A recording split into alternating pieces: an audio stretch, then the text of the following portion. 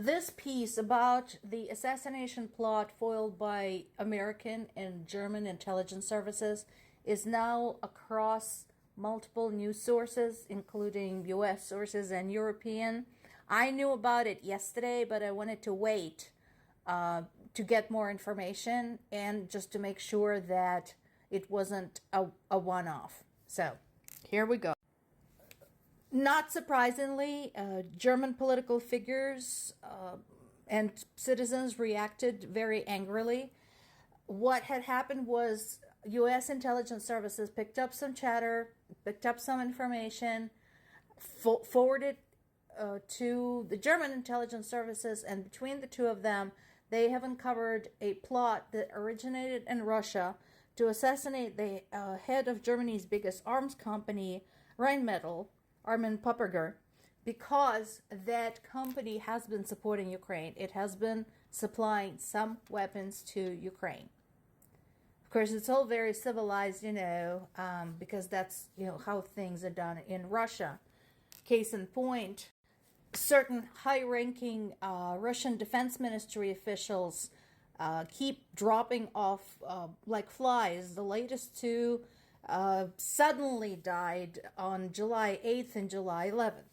So that type of activity is nothing new for Russia. Of course, Moscow, Kremlin spokesperson Peskov said, no, this is all fake news, and so on and so forth. And the matter is obviously under investigation, but I want to point out that I think this is the first one where there was a world conflict of some type, and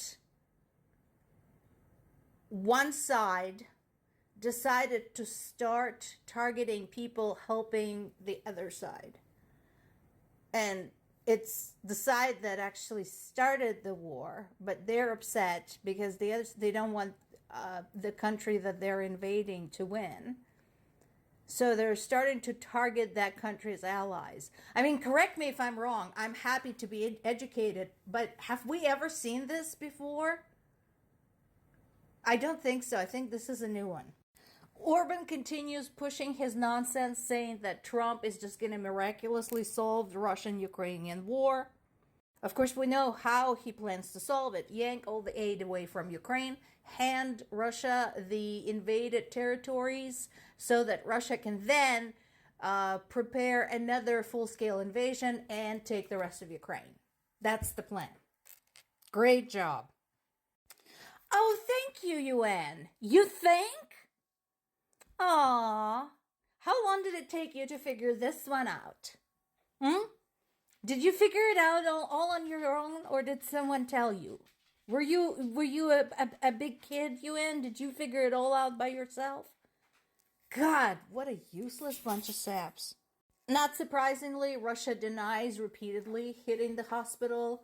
More on that later. Just received this news today, this afternoon. Another brilliant Ukrainian opera singer, musician, and actor, Igor Voronka, has been killed at the front. He was 49. One of many talented people, artists, dancers, singers, actors, athletes who perished in this war. Meanwhile, this is your daily reminder that Russian athletes are still allowed to participate in the Olympics this year. New York Times continues its rapid descent into the land of tabloids with this particular masterpiece. I didn't read the article. I didn't want to pay New York Times for the shit they write, but I can answer that question because politics is a big freaking Vanity Fair. It's a big game of keeping up appearances. And if she shows up looking like shit, the dirty papers like you, New York Times, are going to take her to pieces. Instead, she shows up looking decent, and you criticize her anyway and decide to talk to her stylist because, like, that is totally the most important thing ever. Get a fucking job, losers.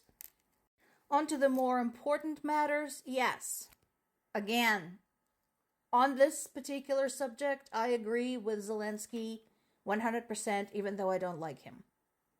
Absolutely. Why is the limit still in place? This is insane.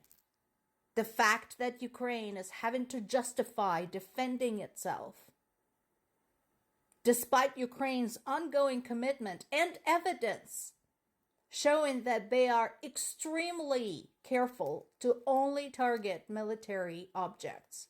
By the way, to those whining about people who got hit on the beach in Crimea, maybe read about what exactly happened there. Crimea is under Russian control. It was Russia's responsibility to tell people not to hang out on the beach next to a fucking military base.